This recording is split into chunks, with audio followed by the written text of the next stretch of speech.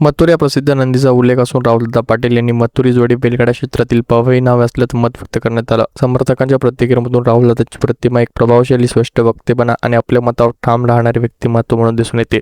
तथापि काही जणांनी त्यांच्या वक्त्यावर टीका केली असून भाषेतील आक्रमकता आणि वादग्रस्त विधानाबद्दल नाराजी व्यक्त करण्यात आली.